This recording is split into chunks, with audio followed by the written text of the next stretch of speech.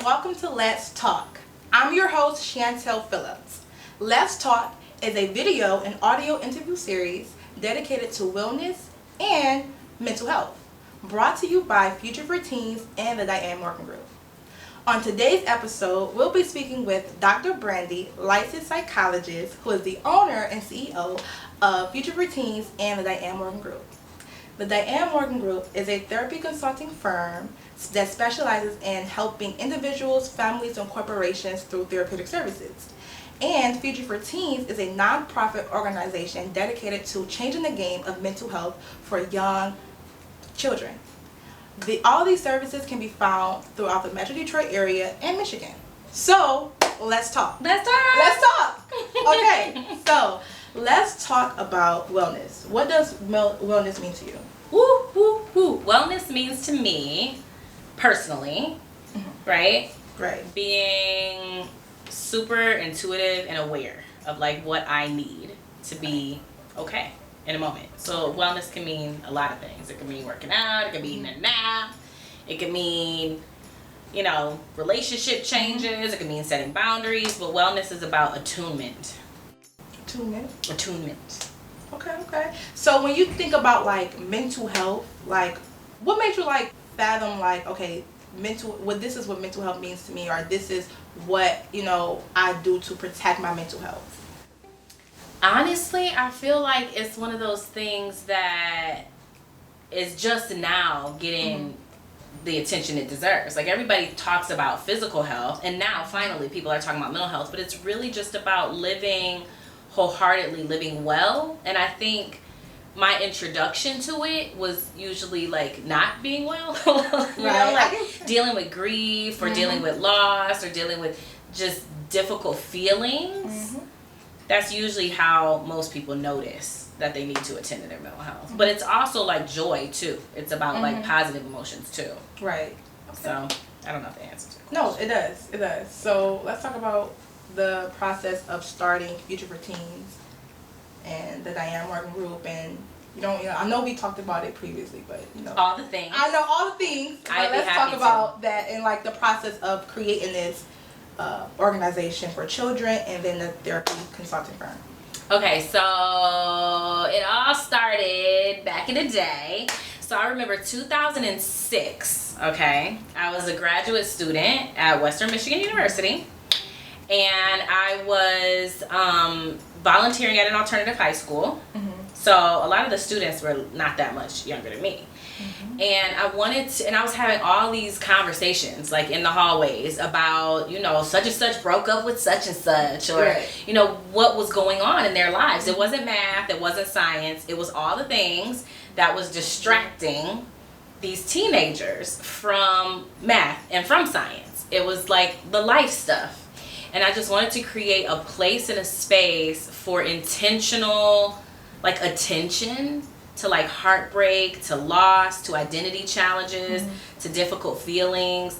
I wanted to create a space to like work through that, but a space that didn't feel overly shrinkish, like too medical or too stuffy. And so that's what made me create Future for Teens. And I had to do this paper in graduate school. It was a consultation paper, and it was like, if you're gonna change the world, how would you do it? And I was like, do it. So then I created Future for Teens. I was like, I should do this for real. So then we did. Okay. And it wasn't easy. I'm pretty sure. So what's some things some challenges that you had, or some things that you learned from over the years? Because you say this was 2006, right? Right. So what's some things that that I've learned? Testimony that you learned, that grew, that you picked up along the way that is helpful towards like Future for Teens and the overall process of mental health. Oh my goodness, just all of that. Girl, the process, the acquisition, like acquiring success is not for the faint of heart.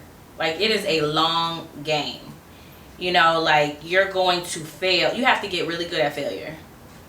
Like you're going to fail over and over and over again. There were so many times where things wouldn't go right. First of all, we weren't getting funding, so then I had to learn how to do some fundraising. I had to learn how to write grants. I had to learn how to act, just even something as simple as asking somebody for help. Like, a lot of us have a hard time asking for help. We feel super vulnerable, or we feel like maybe we're ignorant or whatever. Like, so even those, you see how it's connected to mental health. Yes, like, you have to kind of learn how to step in spaces where you're super vulnerable. Mm-hmm. So that's been one of the big challenges. Being in positions where we couldn't help. Mm-hmm. So that's been really challenging. I could go on and on, girl. Yeah. So you say being in positions that you couldn't help, because I know you talk about, I feel like you talk about this a lot, and it's about basically just not wearing yourself thin. And does that connect, like, not being able to help as, although you wanted to help, sometimes like you couldn't, or there was a lack of resources, or a lack of funding, or a lack of people to really get things done. Like, have you, went through that, or could you talk a little bit about that? Well, I think the thing that I'm still learning is that my value and my influence has boundaries. Like, my influence has boundaries. Mm-hmm. That's what I want to say. My value is insurmountable. Okay. Like, you're always valuable, but like, influence has boundaries. There's only so much. We're human beings. Right. There's only so much you could do. And I think the other thing that I'm also learning is a big part of wellness is being well. So I'm confronting this all the time. Like, I'm confronting this right now. How when you're an entrepreneur, when you are a business owner, when you're a visionary, it's natural and it's easy to do more, want more, work hard. We live in a culture that's like, sleep when you're dead. Okay, well, I don't really want to die. Right. So, I think my biggest challenge has been walking the walk. Like, saying no, so that I can say yes to something else, or modeling what it means to be well, because I work a lot, so it can give this illusion that, like, no, I need to rest too. I'm gonna go work out too. I need to eat well too. So I think that's been the biggest learning. Yeah. So let's talk about some of the events that you had. Okay. I know you had Party with a Purpose, which I attended, which was fire. Party with a Purpose. Talk about some of the events that you had that really inspired change within the mental health community. Ooh, let's see. There's so many. Let me see. Our like oldest, so Future for Teens, we do traditional therapy, right? For people that maybe don't have insurance or can't afford it. That's where our grant dollars, give us your money. That's where the grant dollars and the donors' money, that's where that goes. It goes to providing therapy. But the other thing that we do that I think is like our claim to fame are these specialty programs. They're like social programs, and we integrate the therapy in them. So our Let's Talk Youth Retreat has been one of the longest standing, therapeutic services, and it's like the best sleepover. Usually they used to be overnight at a hotel or at somewhere nice, and we would integrate all these little small group or individual reflection exercises or whatever, and there's been so many moments that were just incredibly therapeutic that you wouldn't even have imagined. It changed your life, Yeah. So many moments. So the one that I went to was that's the third retreat. That was the retreat, but it was the day retreat. It wasn't. Okay. Did we do it overnight? No, because this was some days. That was the college only experience. So that's another one where we would go and you talk about it. Girl, you were there. Okay, right. Okay, so how me and Dr.Brandi met. Okay, so I went to, I believe it was during the winter time. It was 2018. In the winter time. I had called her on her phone, and I'm like, look, I like this. I read like on the PSA, because I used to do PS announcements at my high school, and I read that there was like therapeutic retreats going on, and it was like this organization, Future for Teens, that was helping like youth and stuff like that. And I was like, you know what, I think I want to get involved. So I called her, and I'm telling her like my story and things like that, and we talked, and we wound up connecting. Wound up getting to the retreat, which this one was in Novi, right? That was the first one. Okay, so I went to Novi. It was fun. We did a lot of things about like internal work. We worked internally. We worked externally too. We got to talk about our feelings and how we feel, and like what things meant to us, and like our dreams and our goals. I remember we did like a career, like a career assignment, and we was just like, I was excited just to do it. I mean, I didn't know what I was just talking. You know what I'm saying? Like, I think I want to do this. We all go through stuff like that. But it was really fun, and I really was like, I really like her presence. I really like the things that they do, and my favorite thing was that we just kept eating. We do always eat really well. Good. We do eat well. And that's a good thing, because and I want to say this for programs that, that have these spaces for children, a lot of times, it's really good to make sure that they are exposed to different foods so that they can learn what they like, learn what they don't like, and just be exposed to something different. I'm so glad you brought that up, because that's been one of our barriers historically with funding. Is a lot of like funders and stuff, they don't want to see you spend a lot of money on food.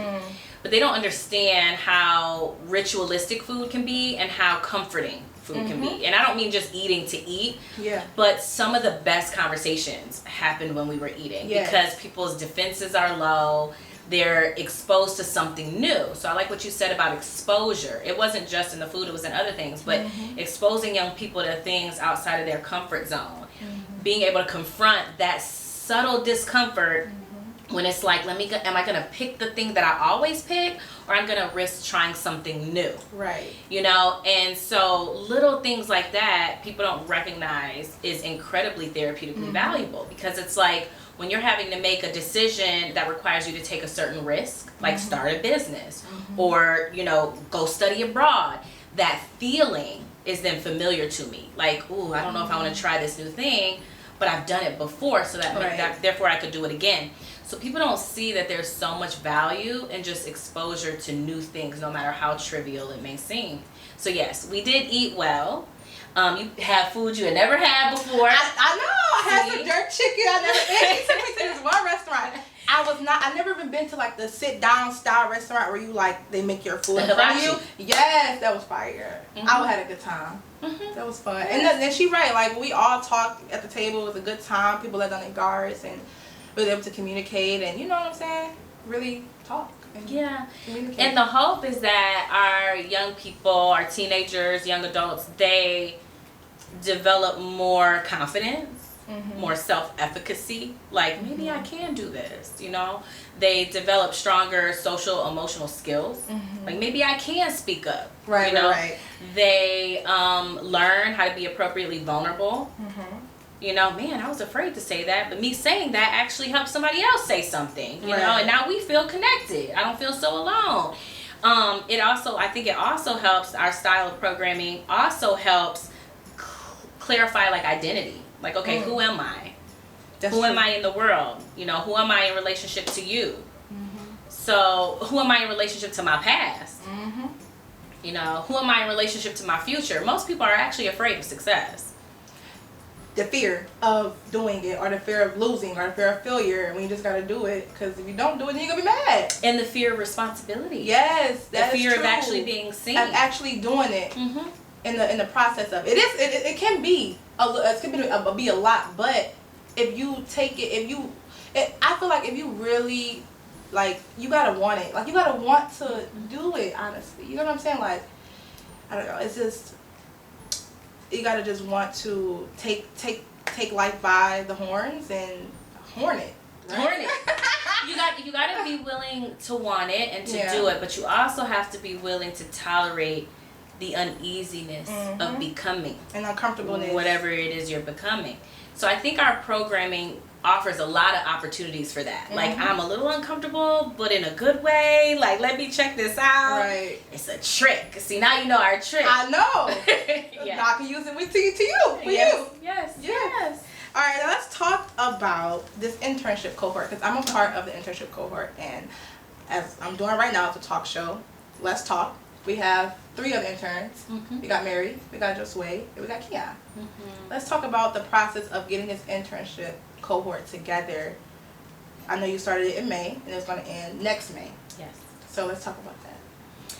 Yeah, I'm really proud of the internship program, and I'm proud of y'all. So the vision behind it was, so Future for Teens really supports youth. Okay, so teenagers and transition age youth. So high school, maybe middle school sometimes, but primarily high school and then early adulthood. And what I found in the past is that so many of our youth who ultimately kind of graduate outside of the programs are like, yo, what's next? And I'm like, I don't have anything else, you know? Or they'll say, we should do a Future for Teens graduates. And I thought, well, there could be a reciprocal relationship here. I need young talent to help us keep this program going and elevate it, take it to another level. I don't do social media. I don't know how to do all of this stuff. So I'm a shrink. I'm a good therapist and I'm a visionary. But there's so much I don't know. And I think that young adults are bringing like just such new talent to the game. So I was like, I need that for the business. And then I also want to support and encourage in the same way Future for Teens does with the youth, right? So I was like, if we could create an internship where it's mutually beneficial, that's a win-win. Win-win. So I got lucky. You did. You did. Because, I mean, you all right. Okay. And I'm great. you're amazing. No, you are great, and you better claim that. Okay. So I've got you have such an intimate connection because you were a participant, and then Josue just has such strong heart. Like his heart it was just so evident. Yeah. I think I told Josue when I met him, I was like, oh yeah, you belong here. Like I don't need to know anything else. And then Keon is just like, he's like a mini CEO. Like he's Literally. so incredibly intentional and organized, and his kind of temperament is really like patient and regimented, and he's just a joy. And he has an interest in psychology. He's going to be a psychologist, so that makes sense. And then Mary is incredibly meticulous, and she knows her craft, and she's very creative, and she's very decisive. Like, okay, this is what we're going to do. So I think it was just a beautiful inaugural class of interns. Yeah. If I may say so myself. I say that too. I really appreciate the interns. I feel like we are all doing a great job, and I feel like it's good over here, honestly. It's good over here. So let's talk about some advice that you would give. And of course, we'll look for our second class of interns next year. Let them know. So yeah, if you're ready to put in that work, if you bring heart, yes, and you want to be in an environment that cares about you as a person, then look no further. Yeah, about mental health, wellness. Shameless plug. You know what I'm saying? Gotta do it. So let's talk about the advice about, like, you know, for people who may not use therapy or may not have ever used therapy, or, you know, scared to use therapy. Like, what's something that you would tell them, like, okay, just outreach to that? Or it's not. I feel like it's more than just the outreach. Like, you gotta get to the people, like In reach. Come on, come here.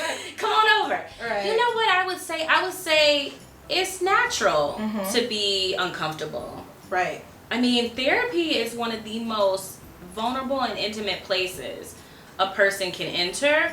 So it is intimidating. Like, it is. So I think sometimes it's just your feelings. And I don't mean that to be dismissive, but I mean that to say, don't let the discomfort prevent you from getting what you need, what you know you intuitively need.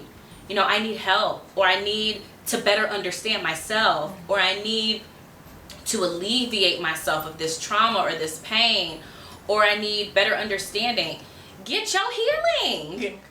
We are all individually responsible for that. And so I think what I would tell people is it's okay to be nervous and intimidated. It's okay to ask questions.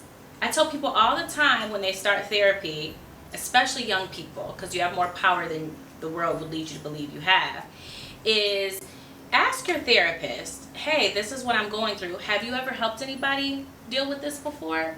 How do you help them? You know, what can I expect from you? It's okay to be curious. If your therapist is offended by your questions, then that's a problem. You know, so I think it's okay to be inquisitive. Yeah. And it's okay to be nervous, but ultimately you are responsible for your healing. Yes.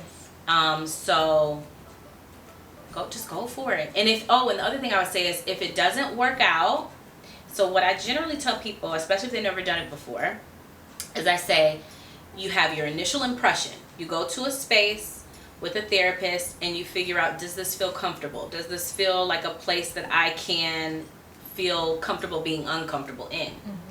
You have your first impression. I say always give it about 3 sessions. Okay. Okay? Because what you're bringing to the session is going to impact your perspective. If you're like super apprehensive and nervous, you know, some of that's you. So give it 3 sessions. It also doesn't take 50 sessions to figure out if it's working. So you should be able to tell after about no more than 6 to 8 interactions. You want them to be consistent though. No more than 6 to 8 interactions, you should be able to tell, I think this is helping me. And it might be that you feel really uncomfortable because you're confronting things that you've never confronted before. But you should know, okay, this person has my best interest at heart. They're challenging me in ways that are appropriate, right? If it's not a good fit, that doesn't mean therapy isn't working. It doesn't work. It just means that's not the right coach, right? So you move, now you've learned, and you move on to the next therapist. And you have to be able to say, this is what it was about that interaction that didn't feel right. Right. Evaluate it. Actually go through it. Go through with it. Don't just do one session and then leave. Yeah, don't do that. Yeah. Okay. That's what I would say. Okay. Okay.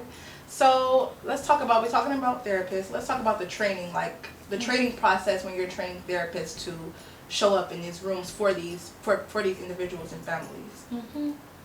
That's like my favorite thing. Well, I love my clients too, actually. So I think it's all my favorite thing. But I love the training because if we want to change the game and we want to empower and liberate communities, you can't just do that one-on-one. Like that's, I mean, you can, but you have more impact. So as I work with what we call junior therapists, so our counselors, I love them too. Like I work with them to help them figure out what is their most appropriate approach to helping their clients.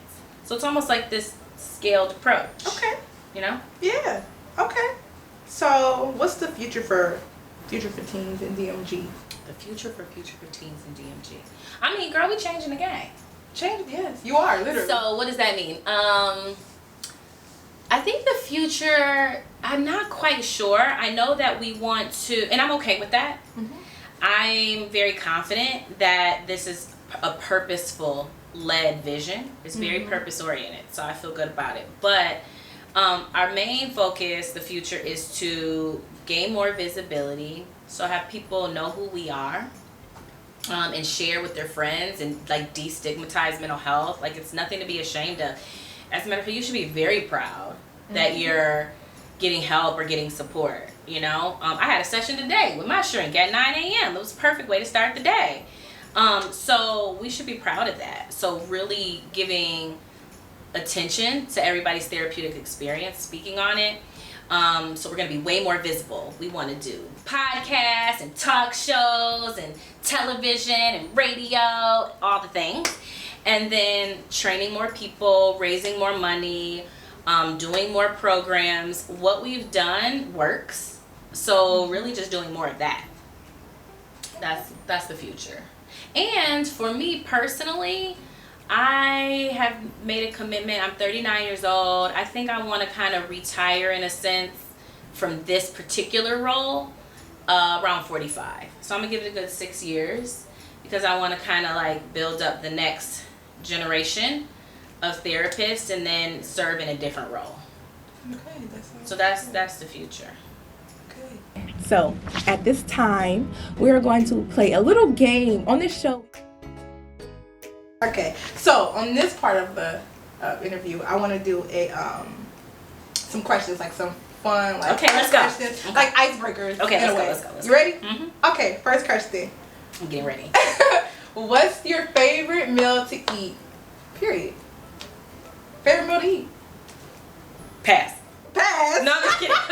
Okay, my favorite meal to eat. Oh, it depends. I love food. Like, I love all food. Anything with cheese.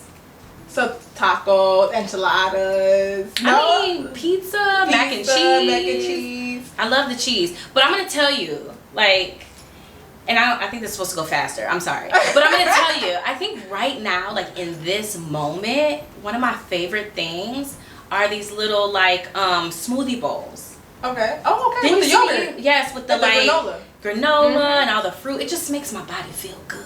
I have to try that. I never tried it. But I still love the cheese. But yeah. Okay. With cheese, with healthy route. Ain't no wrong with it. Right now, I'm on my health tip a little bit. I feel you. Okay, next question. Text or call? Text. I mean, I do prefer a phone call, but these days, I'm like quick with it. Okay.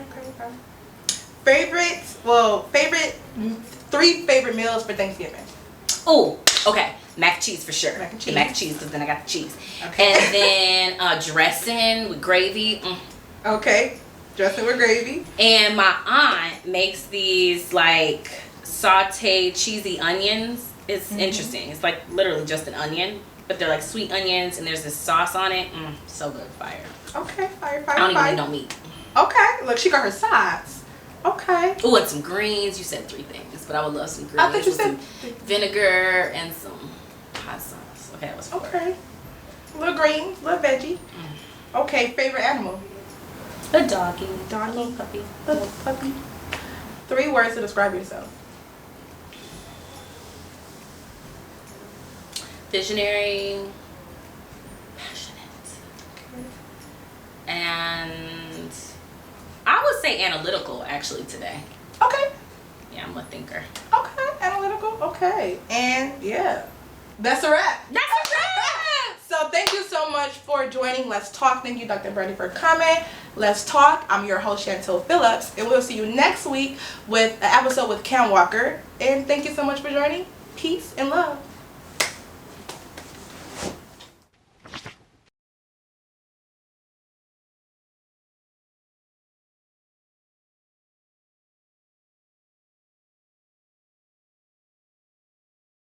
Dancer or singer? Me? Yeah, you could pick one. Which one would you be? Dancer or singer? A dancer or a singer?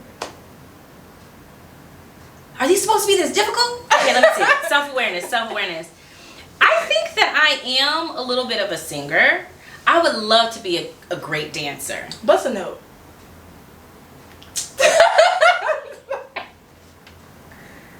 Let's see what I got. My husband gonna laugh because I always go to this song because it's the one I know the words to. And I do believe this, y'all. The storms of life will blow. They're sure to come and go. They meet me at a time when I'm calm and doing fine. But the captain of my soul, he's always on board. Is that enough? That's beautiful. Yeah, thank you. Yes. I can hold a little note. I did So not I know could- this, so I I'm could see. shocked. So after this, I don't know what you're doing, but we go do it. See, we doing something. We gonna do a song together? I would Yeah. love to do a duet with you. Seriously. So if I sing, you sing. Yeah. Go. Okay.